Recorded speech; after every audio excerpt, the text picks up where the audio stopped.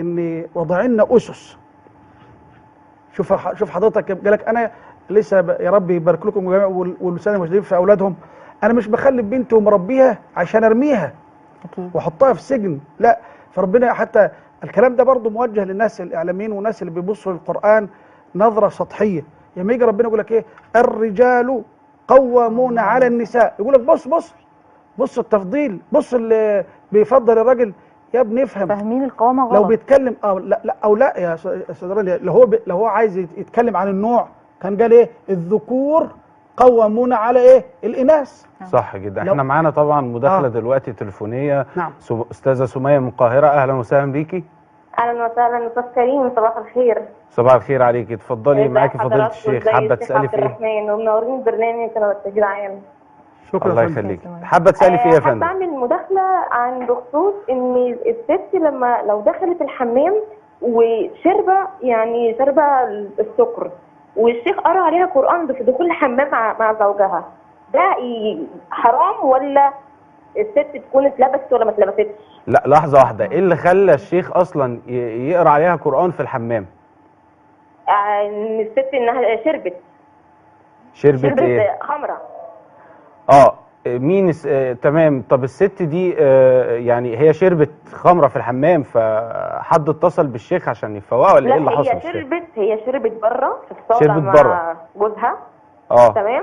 فكانوا قاعدين في ليله، فهم شربوا، فالست جسمها اشعر وخافت وتترعشت، فالزوج قام متصل على الشيخ، والشيخ قرا قران ودخلها الحمام بالعافيه وبيزقها ودخلها لجوه الحمام وقرا عليها قران.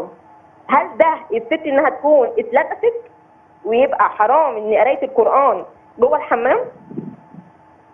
تمام، شكرا لحضرتك. هي سؤالها انه لما الشيخ قرا عليها القران، طبعا الشيخ ما يعرفش، تقريبا بكلمها في التليفون او حاجه زي كده، فقرا عليها القرآن فهي كانت في الحمام.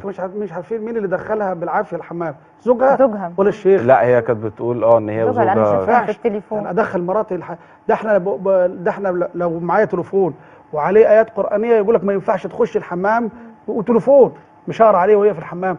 لا هي بتقول ان هي وقعت، يعني هي كانت في الحمام تقريبا او حاجه زي كده، هم كانوا في سهره بره او حاجه. تمام. فلما رجعت كانت في الحمام فوقعت، فلما وقعت تقريبا ده اللي حصل، بس مش عارف فعلا ليه حصل في الحمام. لا ممنوع تماما، ممنوع تماما حد يقرا قرآن في الحمام، ممنوع تماما. فهي سؤالها هي كده اتلبست؟ وارد طبعا، انت كده عملت جرم كبير. واخد بال حضرتك؟